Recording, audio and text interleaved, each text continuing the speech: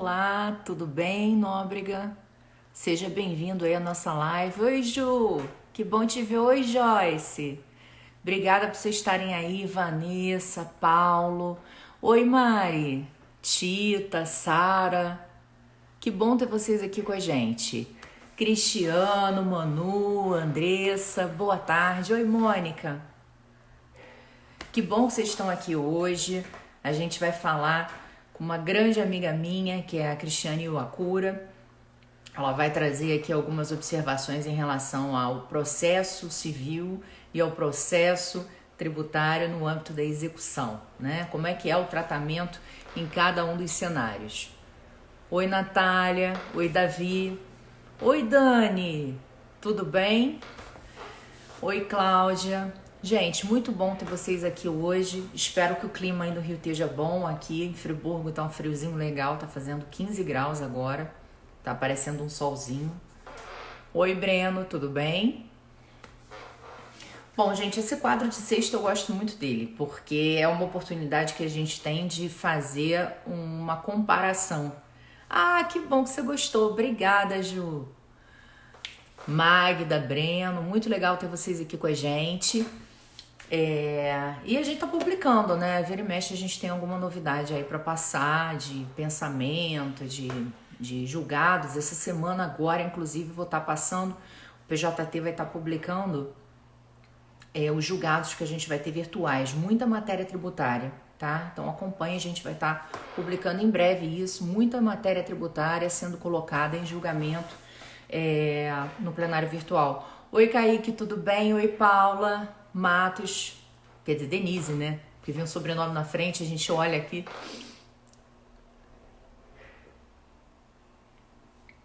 Então ela já deve estar entrando agora para falar com a gente. Oi, Alexandre, tudo bem? Nossa, em Manaus, 29 graus. Caramba, Rose, aqui tá bem fresquinho para Manaus.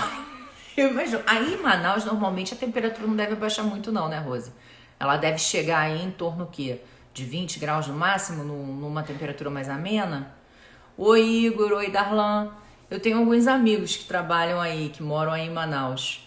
Oi, Isa. Oi, professor Fábio. Tudo bem? Muito bom ter vocês aqui com a gente.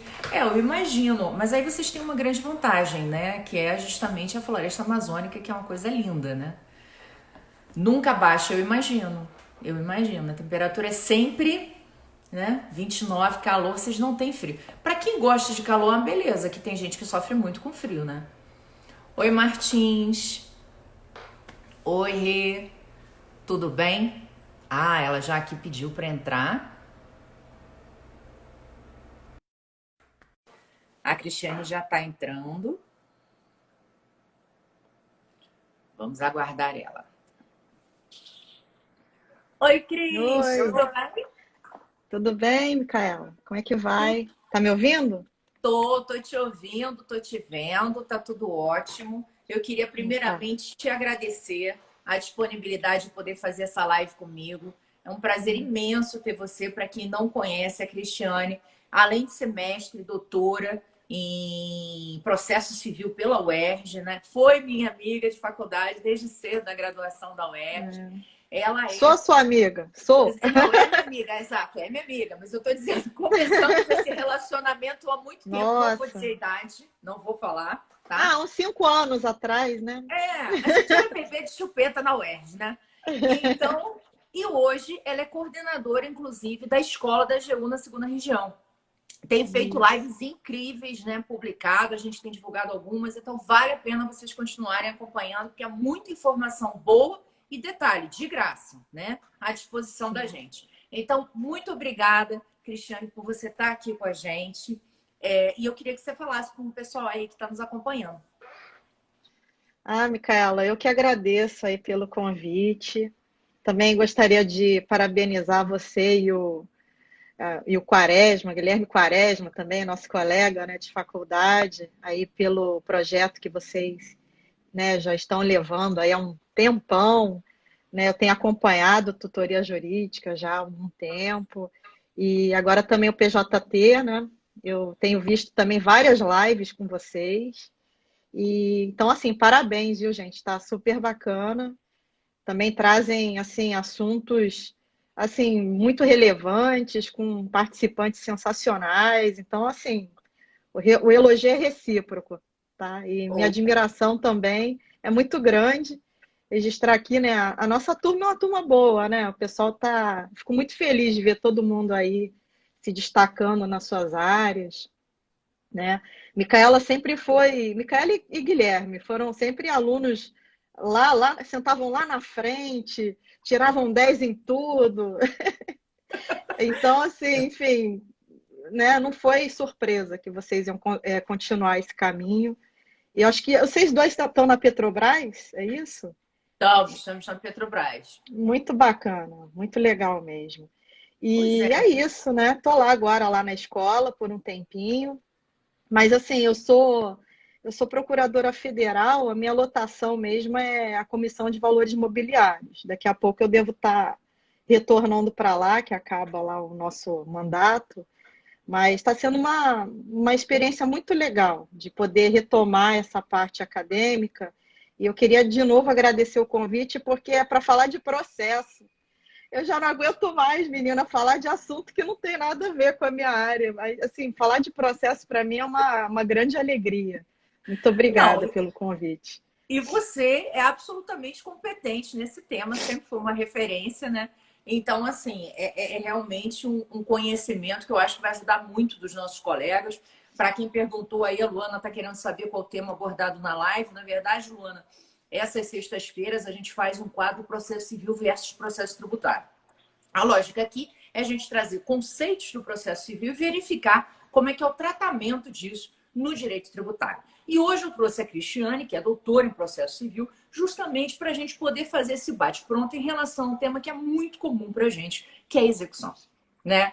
Então, Cris, eu queria te passar a palavra para justamente você fazer esse overview, né, de como é que funciona a execução do processo civil e tal. Sim, sim. Bom, vamos começar, né, com uma visão geral. E o que eu queria destacar quando a gente fala, justamente para fazer esse link com o direito tributário, é que a gente tem que ter em mente os princípios, né? Toda vez que eu vou dar aula, eu começo ali pelos princípios, porque eu acho que se o aluno domina bem os princípios do processo, ele vai resolver, tipo, 90% dos problemas. Porque ficar decorando regrinha é impossível, ainda mais o CPC, que é imenso, e ainda você tem as regras das leis especiais, que são várias, né? Então, assim, uma coisa que eu acho legal quando a gente vai estudar processo, você tem lá as ferramentas instrumentais, as normas gerais no CPC, e é claro que dependendo do direito material que você vai veicular, você vai ter que ter um procedimento especial, uma lei especial regrando, justamente para tentar amoldar melhor o processo para atender o direito material. Então, eu gosto muito daquele trabalho, né, da obra do Cândido Dinamarco, né, da instrumentalidade do processo, porque o meu entendimento é isso, gente. Processo é instrumento, não é o fim, né? E tem colega que não gosta disso, né? Porque parece que a gente está dando uma enfraquecida no processo, mas não é bem assim.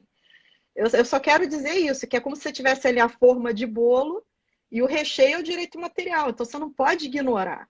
Lembro de um professor que foi dar aula para mim há muito tempo atrás, que um colega fez uma pergunta de direito material, era direito processual civil. Aí ele falou: olha, isso aí é direito civil, eu não sei direito civil, sou professor de processo. Eu falei, gente, não pode, você tem que escolher um nicho ali do direito processual, estudar o direito material para poder desenrolar melhor o estudo das ferramentas, né? Então, nesse caso aqui, a gente tem que ter um domínio de direito tributário, da execução fiscal, né? Então, está aí a Micaela para fazer esse bate-bola. Então, a gente tem aí o princípio da subsidiariedade do CPC. Então, no que não houver tratamento da lei especial, a gente vai aplicar as normas do CPC. Então, a gente vai aqui fazer um bate-bola para ver quando que a gente vai aplicar as normas gerais e quando que a LEF, né, a 6.830, ela vai prevalecer. Então, essas são as bases. Então, a gente tem que ter aquela noção de compatibilizar, né, os princípios, né? Quando que uma coisa pode ser aplicada ou não por incompatibilidade, às vezes é incompatível. E aí a gente vai vendo essas questões. Bom, feito esse panorama geral, a gente passa para uma questão que eu separei aqui, Micaela, que é a súmula 559 da STJ. A súmula 559 da CJ, ela fala sobre aqueles requisitos que você tem, né, para você instruir a sua petição inicial. Né? Então, o que, que eles falam? Que no caso da execução fiscal, você não precisa instruir a inicial o demonstrativo dos cálculos do débito. Né?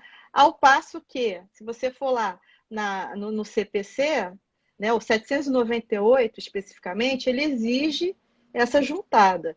Então, aí a gente já tem um exemplo claro em que a especialidade ela vai prevalecer. Então, você vai dizer que, né, não se aplica, nesse caso, essa exigência da demonstração inicial, dos cálculos. E isso tem uma razão de ser muito forte no direito tributário, e aí eu vou abrir para a Micaela comentar, a gente já entra na parte de direito material, que é qual foi o entendimento da STJ, né? Ele fala o seguinte: você quer basicamente ter uma liquidez e certeza do valor que vai ser executado. No procedimento normal do CPC, realmente é impossível você dar início ali a um processo de execução sem saber primeiro qual é o quantum de beato. Você tem que saber.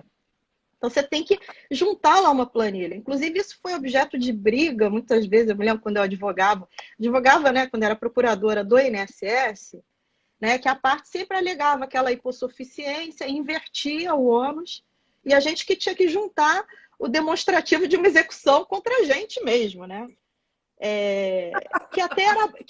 Não, mas porque o pessoal dizia que não tinha condição de juntar. Eu acho que até no GEF faz todo sentido, porque a pessoa ingressa sem advogado.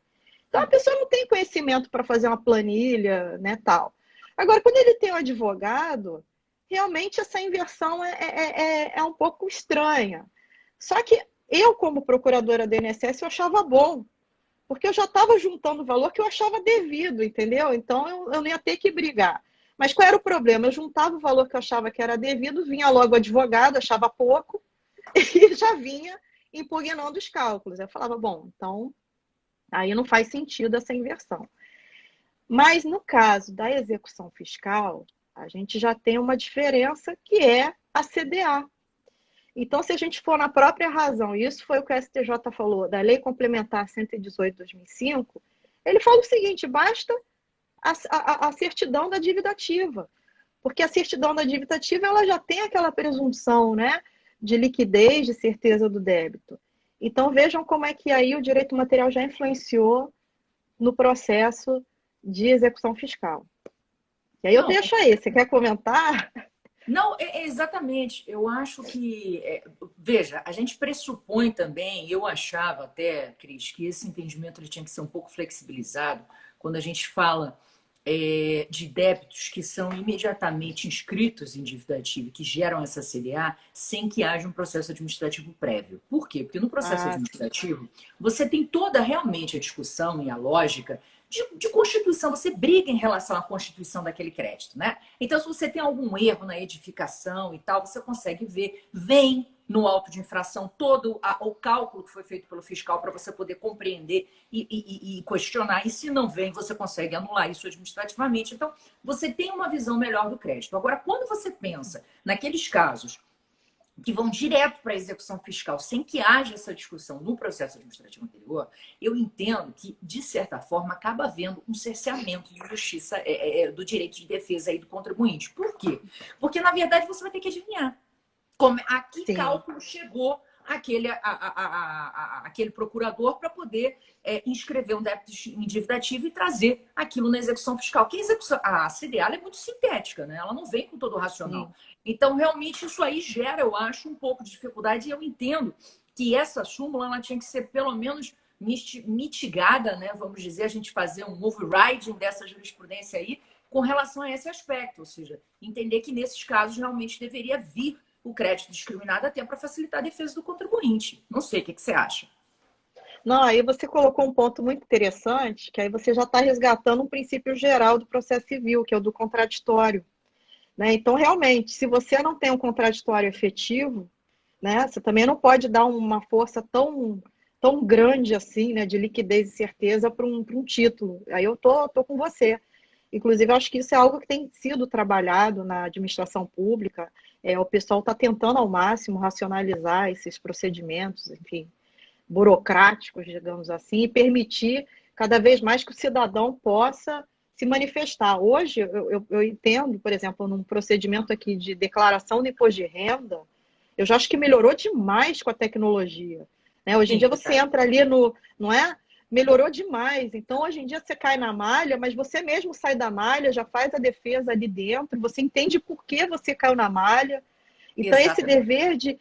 esse dever de transparência e de informação que está dentro do princípio do contraditório, que o Didier chama de participativo, né? Mas na verdade é o contraditório, é Verdade. exatamente isso que você falou. Eu estou completamente com você nesse ponto, tá? Eu acho que. E assim, processo é assim: a gente vai viajando, se deixar, eu começo a falar já de outra coisa que tem nada a ver com a live. Então, voltando aqui para o assunto. Não, é muito bom. Você vai falando, daqui a pouco você está falando de outra coisa. Bom, uma coisa que também é muito legal, aí, porque a gente tem pouco tempo aqui, tentar falar, é com relação à legitimidade passiva. Também é outro ponto que eu acho que, né, o processo civil toca ali na execução fiscal. Principalmente quando a gente fala desse novo instituto que foi criado no CPC de 2015, né? Não é um novo instituto, ele nunca foi novo, que ele sempre existiu no Código Civil, mas ele foi transportado para cá, que é o incidente de desconsideração da personalidade jurídica. Isso Sim. também é muito importante, né? Porque tem aquela coisa lá da desconsideração inversa, da normal, que é aquela coisa, a pessoa tentando esconder os bens, né, do poder público ali na pessoa de uma pessoa jurídica, ou o contrário, né? Uma pessoa jurídica escondendo uma pessoa de um dos sócios. Isso é também muito importante. E aí, nesse caso, muita gente começou a questionar se esse incidente de desconsideração seria compatível com a execução fiscal. Então, teve gente até que falou que não se aplica. Né? Verdade. E qual é o argumento para dizer que ele não se aplica? Né? O primeiro é a questão de ter uma suspensão da execução. Você já tem ali uma suspensão automática da execução sem. Aí vem o problema. Isso aí a Procuradoria da Fazenda que não gosta, que é sem garantia do juízo. Então você começa a ter uma possibilidade de suspender a execução É. sem garantia do juízo pelo incidente. Então o pessoal fala que não pode, né? Aí vem aquela regra do quem pode mais, né? Tal, quem não pode mais, não pode menos, sei lá o quê. Enfim, eu me confundi toda aqui, mas a ideia que eles querem dizer é que seria uma prerrogativa que estaria acima da razão da própria LEF. Né? A LEF ela não prevê suspensão sem garantia do juízo. Então, por que eu vou permitir o incidente que permite essa suspensão? Então, é primeiro ponto. O segundo volta de novo na questão que você falou muito bem, Micaela, no início, do contraditório prévio. Que teria que ter um contraditório prévio para que você possa questionar a legitimidade passiva, né? Então, se eu estou querendo redirecionar, aí o mecanismo é redirecionamento da execução de uma pessoa física para uma pessoa jurídica, né?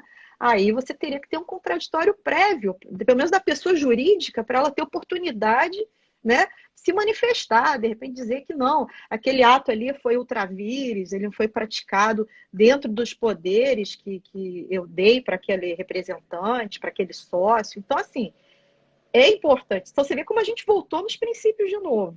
Né? E essa discussão ela vai ficando mais complexa ainda quando a gente começa a falar sobre os grupos econômicos. Né? Grupo econômico, então, é uma bagunça, porque É. você tem várias pessoas jurídicas ali dentro e você não sabe muito bem a quem vai ser responsável ali, para quem você vai direcionar aquela execução fiscal. Então, dentro desse bolo todo está formada a confusão. E aí, o que você acha, Micaela, dessa questão aí? Seguinte, antes de eu entrar nesse ponto, eu só queria responder a duas perguntas que foram colocadas aqui. Vinícius perguntou o que a gente acha com relação à utilização de medidas executivas atípicas no processo tributário. Vinícius, para o final da live a gente vai falar isso. Rê Mendes. Rê Mendes, o seguinte, a gente está pensando não naquela confissão de dívida, tá? Eu estou pensando naqueles casos de PTU, por exemplo, que você lança de ofício, você não tem processo administrativo prévio. Então, o que acontece? Você recebe o carnê, se Sim, você não está afim, você vai ter que discutir. Então, são esses os casos que eu estou falando, que você tem uma execução fiscal, uma CDA lastreada, sem que haja efetivamente um demonstrativo do crédito, você pode gerar um prejuízo ao contraditório pela defesa do contribuinte. Agora, respondendo à tua colocação, Cris, eu acho o seguinte, essa questão da desconsideração, o STJ, ele veio tentando trabalhar, até porque no direito tributário, a gente tem algumas regras que são, eu acho até um pouco draconianas, mas elas são específicas dele, né? E um dos sim, casos é a regra do artigo 135 do CTN, que fala da responsabilidade pessoal do sócio, do administrador, quando ele pratica algum ato que seria em violação à lei, ao ato, ao estatuto ou contrato social, ou extrapola os limites dele. E aí o STJ já entende que, com relação a esses casos, a gente não teria necessidade de realizar um incidente de consideração da personalidade jurídica.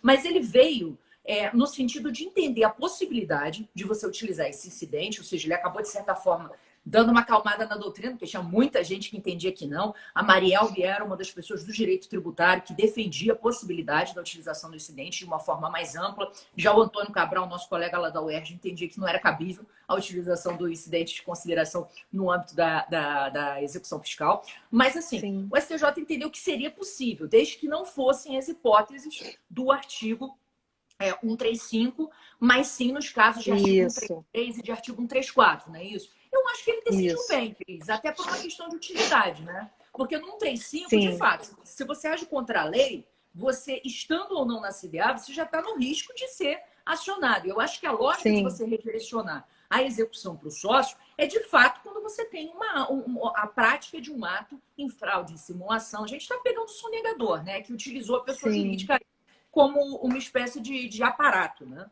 Mas aí, nesse ponto, Micaela, o que o pessoal os procuradores da Fazenda que eu vi defendendo, né, que não seria compatível, eu vi até umas perguntas aqui que se aproximam disso. É que, na verdade, você está usando um outro mecanismo de redirecionamento que não é necessariamente o incidente do CPC. Você está usando, como você falou bem, tem lá o 135, o 136, 137 do CTN, né, da responsabilidade por atuação irregular. Então, Isso. aí você está já redirecionando com base em algo que já está ali no sistema tributário, né? Agora, esse incidente do CPC, eles já entendem que seria incompatível. Então, assim, fica aqui a questão. Eu acho que aí a gente até se aproxima mais de uma questão formal, porque na prática vai ter o mesmo efeito. Teve o pessoal aí falando, não posso fazer na inicial? Claro que pode fazer. Você faz, aí você vai lá dar o embasamento do artigo 50, por exemplo, do Código Civil. Pode, não tem problema nenhum. Agora, o que eu estou falando é do mecanismo criado no CPC. Eu acho que é por isso que o Antônio Cabral ele defende que não é cabível, que ele está É, sendo bem técnico e ele está indo nesse caminho que eu estou falando. Ele está falando, não, existem outros meios, você não vai usar exatamente esse aqui. E aí, gente, ó, tô vendo que tá acabando aqui já o tempo, né, Micaela? não, Olha, eu pode falei ficar que. tranquila, tem tempo. É até 1h30. Pode ficar tranquila, Ah, tá? é? É, Então vamos podemos lá. ir Então tranquilo. vamos conversando, né? Ainda tem essas questões, né, relacionadas à desconsideração, né, que tem a questão da prova, né? Você tem que provar desvio de finalidade, confusão patrimonial, enfim, várias coisas que, a meu ver, elas teriam cabimento, sim, para uma discussão na execução fiscal. Eu acho que não tem nenhum problema, não.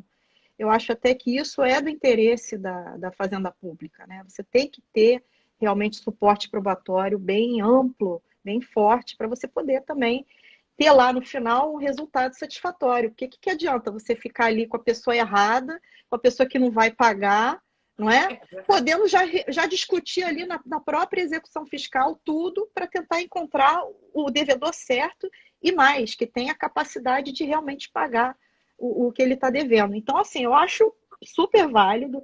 Eu sou uma pessoa que admira muito pelo trabalho ali do professor Bedak. Para mim, aquilo ali é uma bíblia, a efetividade do processo, cara. Para mim, É aquilo ali verdade. é um marco, entendeu?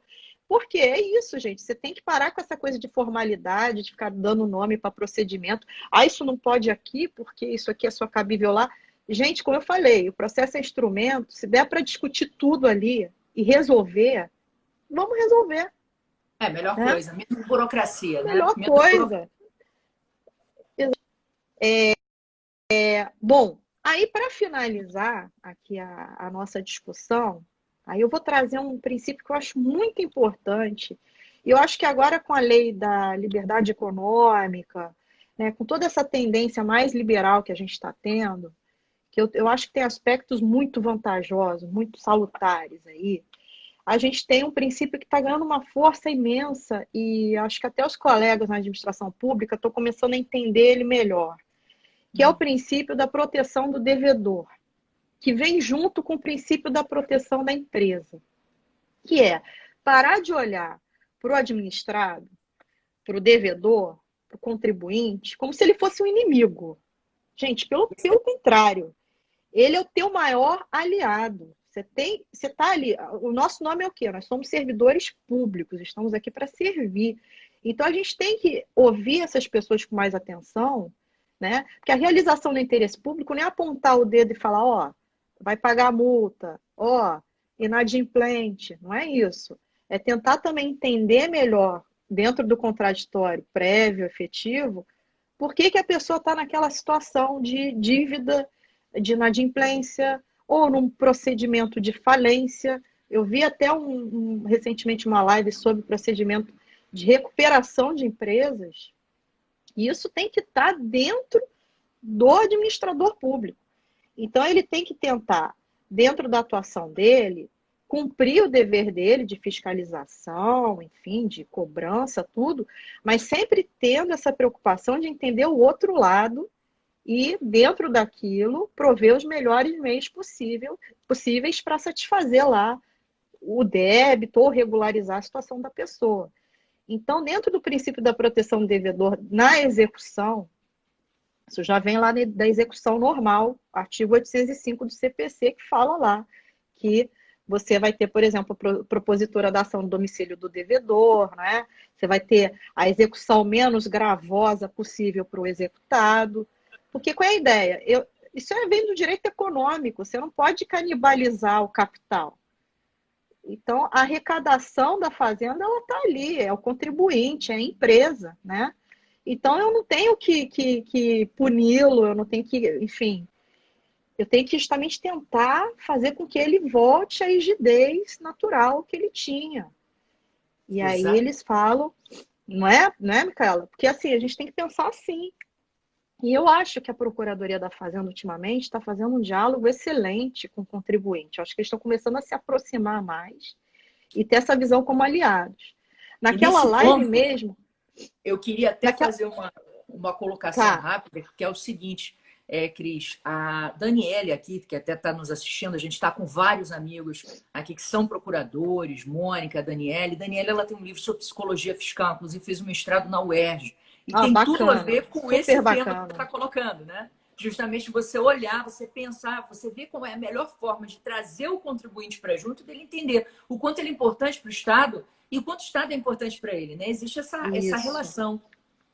É perfeito. Não, o trabalho deve ser. Estou até curiosa agora Muito bom, para ver esse recomendo. trabalho. Com certeza. Não, eu acho que isso é importantíssimo, porque é o que eu falo, a gente não lida com robô, a gente lida com pessoas. Então a gente tem que ter essa visão mais humanizada das coisas dentro do que a gente pode fazer.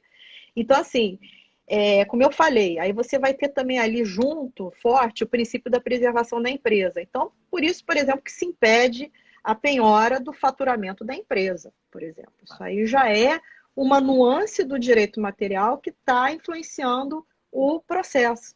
Né? Então, isso aí até foi decidido, aí tem um número aqui, agravo regimental 297918, para quem quiser ler, é muito bom esse voto. Ele fala que não se pode permitir a penhora do faturamento de empresa, porque você quer que ela tenha continuidade para poder pagar, né? Se recuperar e futuramente, quem sabe, ser reinserida ali no sistema e ser um bom contribuinte. Então, assim, as pessoas têm essa ideia de que a pessoa é mau contribuinte só porque quer, porque é malandro. Não é nada disso. A gente sabe ainda mais, eu acho que esse assunto é importante, eu estava até falando, né? Aquela live, Micaela, que você participou lá com a gente, sobre direito financeiro em tempos de crise, né? Você Muito falou legal. isso, todos lá, muito bacana. Todos falaram lá exatamente isso, né? Essa preocupação que você tem, né, de manter uma rigidez do sistema de maneira, a palavra é colaborativa, né? Acho que a colaboração que o processo civil tanto clama, ela pode também existir aqui. Aliás, principalmente nesse momento de pandemia. Amanhã a gente vai sair aí na rua, quantas empresas já quebraram, quantas empresas não conseguiram se adaptar às diferenças, né, a esse isolamento social. Então, vai ser uma hora muito sensível e que a administração vai ter que ter uma especial cautela nas suas ações, né? Então, eu acho que é um momento de reflexão, acho que até a gente está conversando sobre isso, por isso que eu botei isso aqui por último, que é um ponto mais atual, assim, né? Que tem tudo a ver com o que a gente vai observar nesse pós-Covid, né, Micaela? E eu Então, queria ver contigo o que que você acha, tá, com relação a algumas jurisprudências que já estavam fixadas, tá? Porque na execução fiscal é aquela lógica, apesar da gente ter esse princípio da menor onerosidade do devedor, a gente tem muito a prevalência da fazenda pública, né? Então, até sim, pela questão do interesse público, do crédito público, vem muito nisso. Então, existem vários entendimentos por parte do STJ, principalmente, no seguinte sentido: olha, se você, por exemplo, já teve uma penhora online, você não vai substituir essa penhora online por outra garantia, como fiança ou seguro, só se você tiver recuperação judicial. Caso contrário, não sai o dinheiro dali.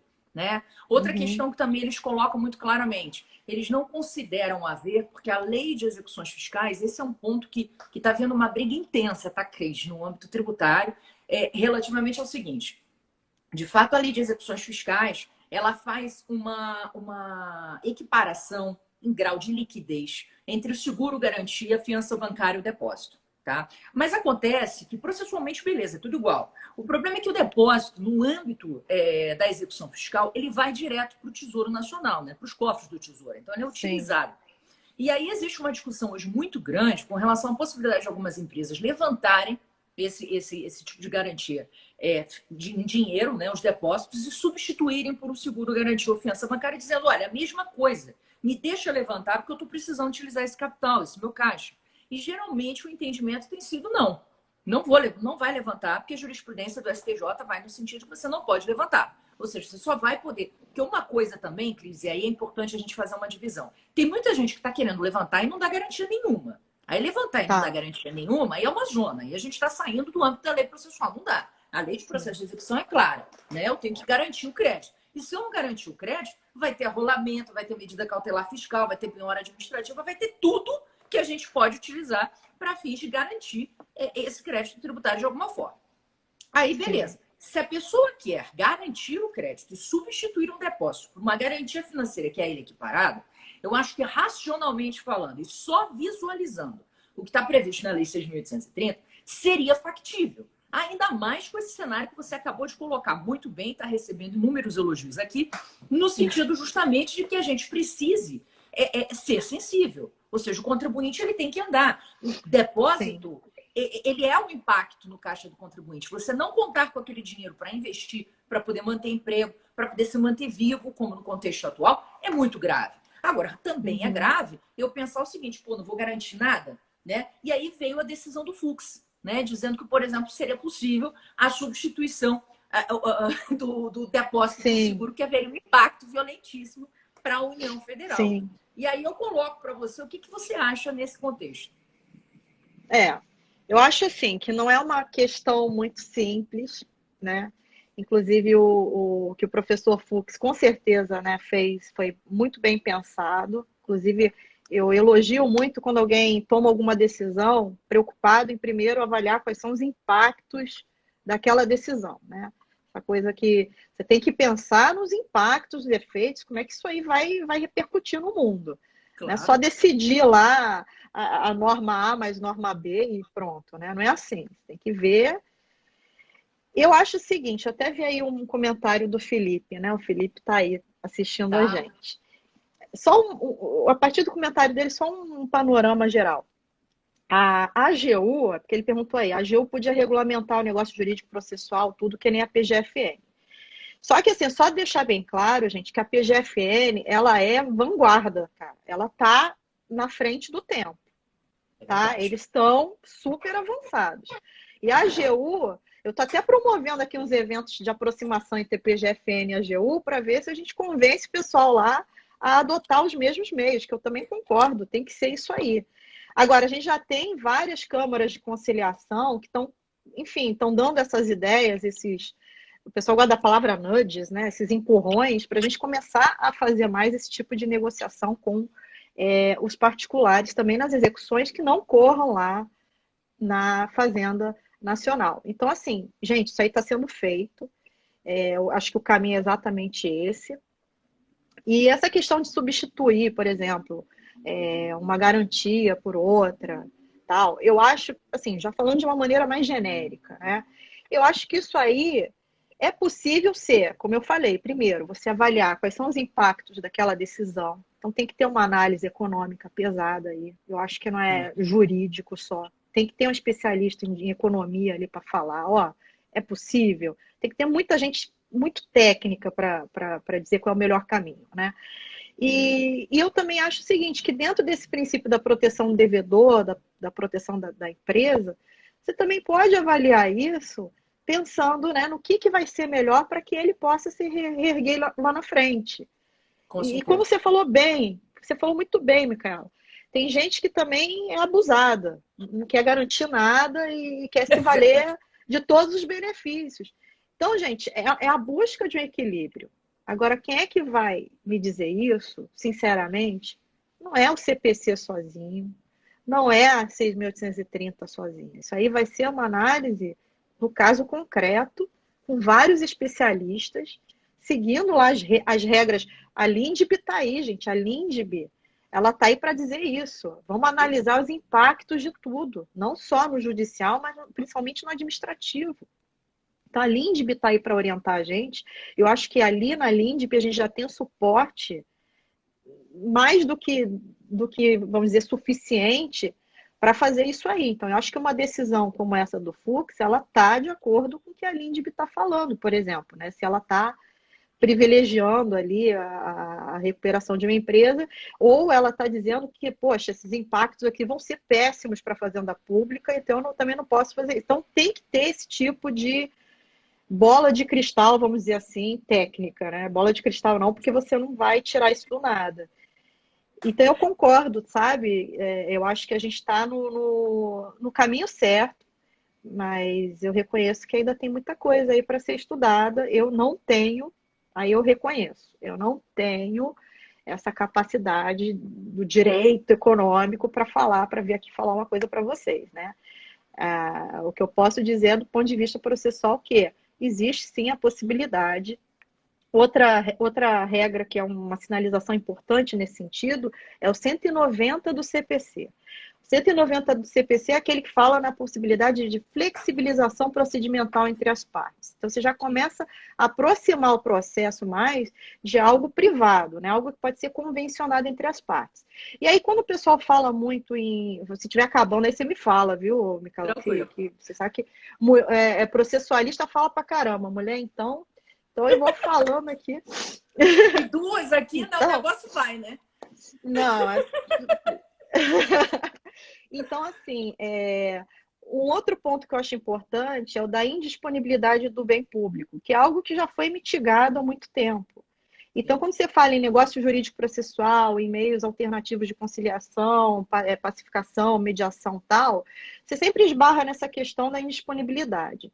Só que o próprio poder público já está reconhecendo que discussão sobre patrimônio, sobre crédito, sobre dívidas, é algo que é amplamente disponível. Tanto é que ele próprio reconheceu que não faz sentido ficar fazendo execução fiscal de valor pequeno. Sim. Porque a movimentação da máquina, ela é muito mais cara, muito mais custo. Quanto que você paga para o procurador da Fazenda ficar lá olhando o raio de um processo repetitivo de R$ 150? Não faz o menor sentido. Então, você tem que filtrar isso aí para ele dar devida atenção no processo lá de 1 bilhão e lá vai fumaça. Então, está reconhecendo que realmente os bens eles não são absolutamente indisponíveis, pelo contrário, que, na verdade, às vezes, você dispensar uma execução fiscal num pequeno valor, você está privilegiando, né, a obtenção dos recursos em causas com valores mais altos, enfim, é indiscutível, né? Então, assim, dentro de toda essa sistemática, de toda esse arcabouço, vamos dizer assim, né, dessa interpretação que a gente tem nova do direito, e eu volto aqui a falar que, para mim, a LINDB é um marco importantíssimo do direito que a gente está, às vezes, até deixa meio que passar despercebido, assim, mas é importante, é uma nova visão. Essa aproximação agora que eu falei do direito com a economia, não é coisa nova, mas essa releitura está sendo importante nesse momento. Bastante. Bastante. Né? Não, fantástica essa tua colocação. Eu acho que realmente a gente vive um momento de uma ponderação muito forte entre dois interesses, isso em todos os cenários, né? Tanto no processo quanto econômico, quanto das leis que vão ser editadas nesse período, etc. Muito grande relativamente a, bom, eu preciso também angariar recursos para a União, para os estados, para o município, que a gente sabe que eles estão gastando, né, muito com relação à infraestrutura do Covid, e estão sem receber, né? E a gente tem também a questão do contribuinte em si, que precisa também de uma folga para poder seguir adiante. Então, como é que a gente vai ponderar? E essas decisões, elas têm que, inevitavelmente, olhar isso.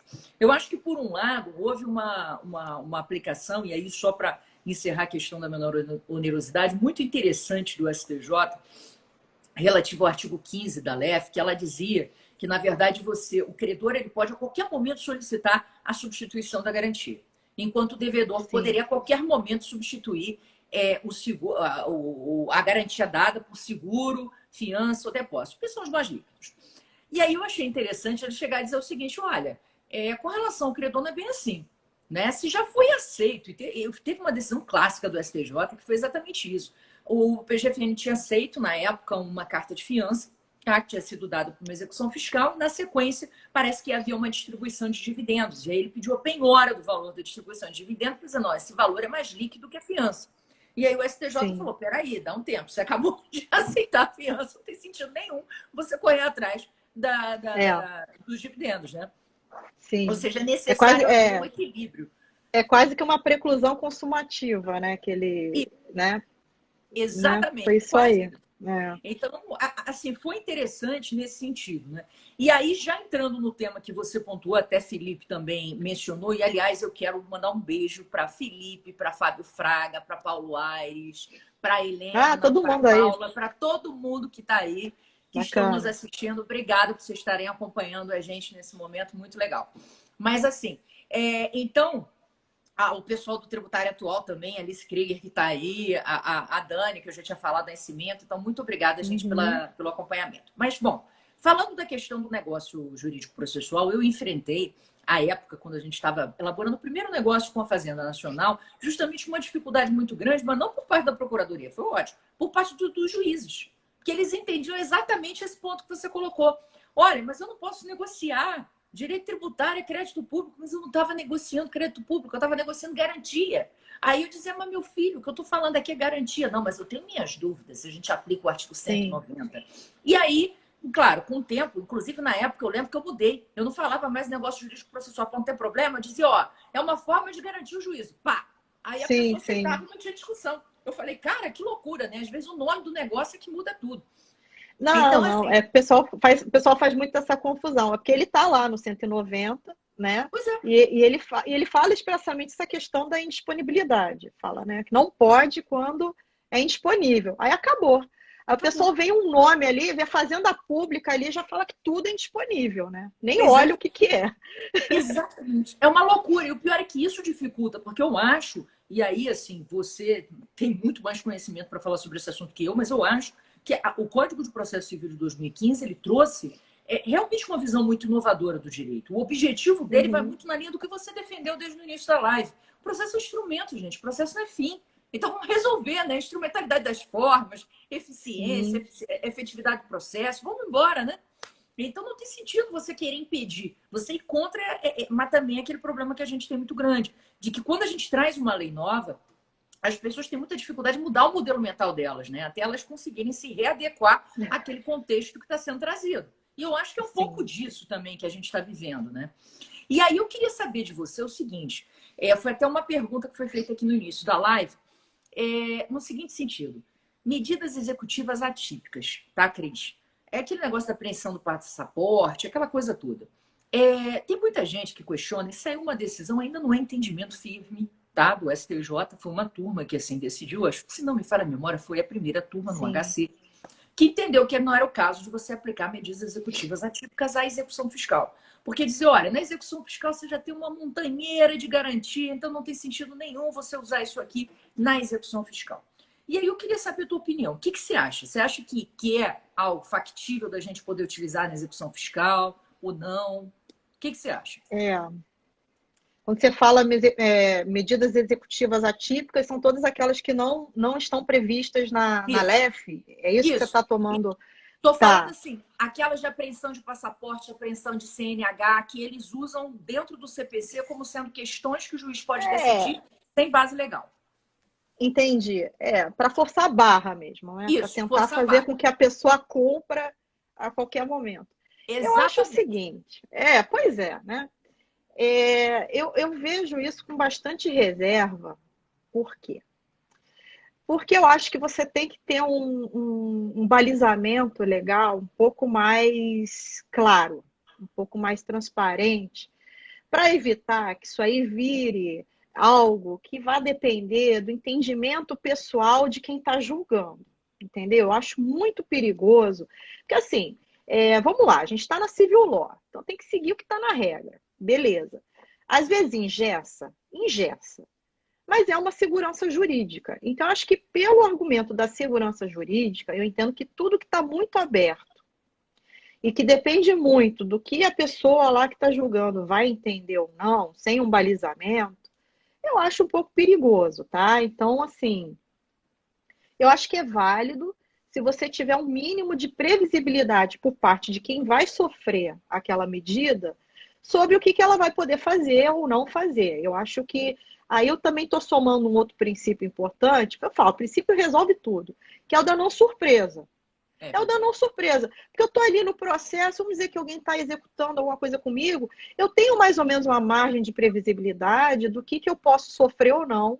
E com base nisso, vamos pensar numa empresa, eu tenho várias escolhas possíveis. Eu quero salvar lá o meu negócio. Que nem o cara, por exemplo, que está devendo condomínio, está devendo cartão de crédito, aí ele faz a escolha de pagar o condomínio, porque ele pode perder a casa, e não pagar o cartão de crédito, porque isso aí, no máximo, ele vai ser inscrito lá e não poder pedir o um empréstimo. Isso que eu estou falando, você tem que ter uma previsibilidade na sua vida para fazer justamente assim, ter orçamento, né? Se preparar, se planejar. Eu não gosto dessas medidas que você está lá no processo e de repente o cara do nada, pum, Bacenjude, por exemplo. Já vi Bacenjude contra colega procurador federal, cara. Assim, a gente está lá só atuando e teve Bacenjude na conta pessoal do procurador para obrigar ele a quitar lá o raio do débito. Assim, como assim? Ele nem é exatamente, mas isso, Micaela, foi antes do CPC. O CPC veio lá no artigo 14, se eu não me engano, falando claramente que a gente não tem responsabilidade pessoal por débito, por nada. Que Mas loucura. antes disso, a galera, é isso que eu estou falando. Então, olha só, esse é um exemplo de excesso. Então, a gente pode começar bonitinho, achando legal, batendo palma, legal, medida típica, é uma coisa que vai dar uma coagida tal. Mas, infelizmente, se a gente não tiver um balizamento objetivo, a tendência é de que isso vá tendo alguns excessos, tá? Então, assim, a minha opinião, de modo geral, é essa, tá? Que eu acho que tem que ter alguma previsão.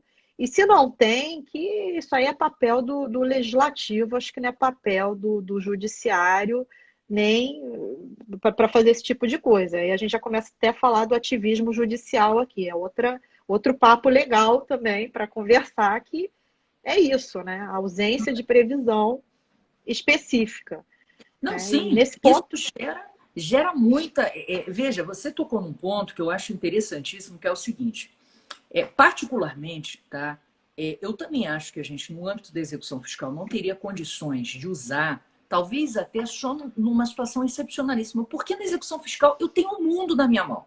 Eu consigo fazer uhum, arrolamento de bens antes do processo administrativo, inclusive durante. Eu tenho a questão da verbação pré-executória antes de uma execução fiscal. Eu tenho a medida cautelar que eu posso usar durante esse período todo. Então, assim, várias formas de garantir o crédito. O protesto da CDA, o Lucas aí que estava mencionando, que foi validado, acabou sendo, houve ali um overruling da jurisprudência da STJ, que no início eles entendiam como estão entendendo a medida executiva típica hoje. Esse é o meu medo de isso virar, que eles entendiam que não era cabível, porque a execução já tinha, a Fazenda Pública já tinha muitos recursos, e, na verdade, para utilizar o protesto seria mais um excessivo, e aí depois a jurisprudência da STJ veio e disse pela primeira sessão, portanto isso não tem mais discussão, que é possível, que a Fazenda pode usar. A nossa sorte é que hoje em dia a Fazenda Pública Federal, não sei tanto quanto a estadual municipal, mas a federal eu sei principalmente, elas não têm usado protesto para tudo. Né? Normalmente elas usam protesto para aqueles casos que a própria Cris mencionou,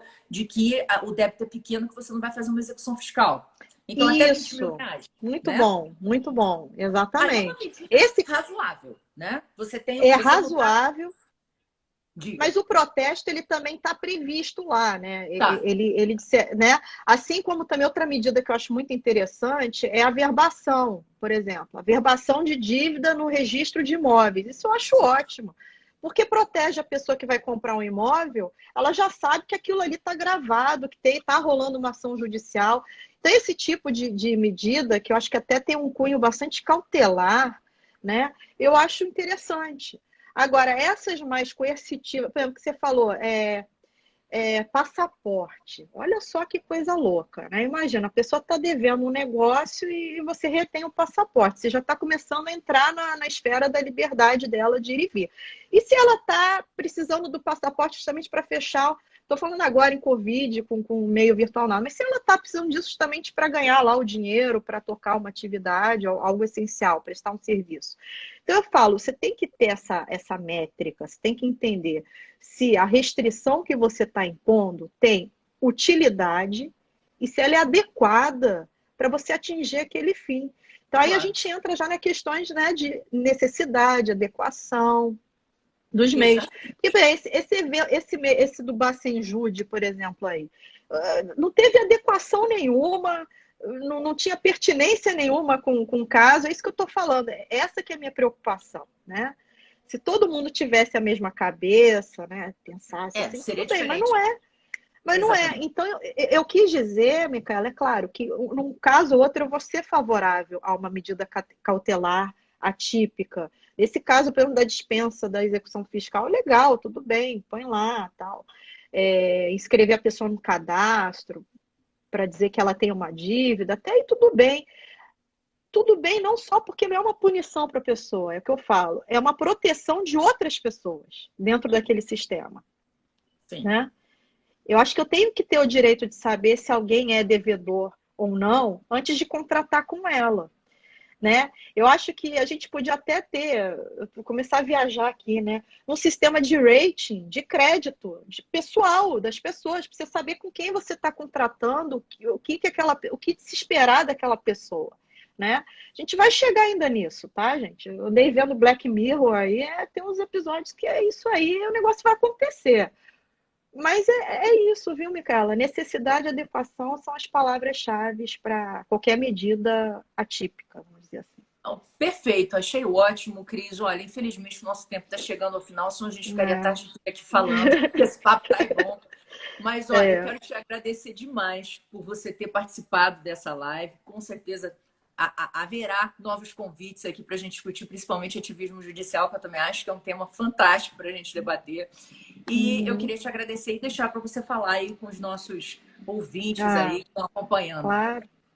Bom, primeiro eu queria agradecer a presença aí, muita gente boa, um público, né, que bem seleto, estou vendo aí, vários colegas, amigos, né, pessoas conhecidas aí no direito tributário. É uma honra estar aqui falando para vocês. Agradecer de novo, Micaela, pelo espaço, pela oportunidade, pelo convite. Também estar aqui com você é muito prazeroso, muito bom te ver de novo. Espero que acabando essa pandemia a gente se veja Com certeza. presencialmente, né? Com certeza a gente tem que fazer isso. E é isso, gente. Registrar aqui minha felicidade de estar aqui com vocês e convidá-los também, aproveitar fazer um mini jabá, convidá-los lá para participar também dos nossos cursos da Escola da AGU, acompanhar aqui o Tutoria Jurídica, que está muito legal, PJT também. E é isso, Micaela. Me despedir aí de todos. Um bom almoço para vocês, né? Que hora do almoço. Muito obrigada, gente. Então tá certo, pessoal. Essa live vai ficar gravada no IGTV. Então, se quiserem ver de novo, fiquem à vontade. Quem não viu, recomenda para o pessoal ver. Um beijo bem grande. Segunda-feira tem mais. Tchau. Bom final de semana para vocês. Bom final de semana. Tchau, Micaela.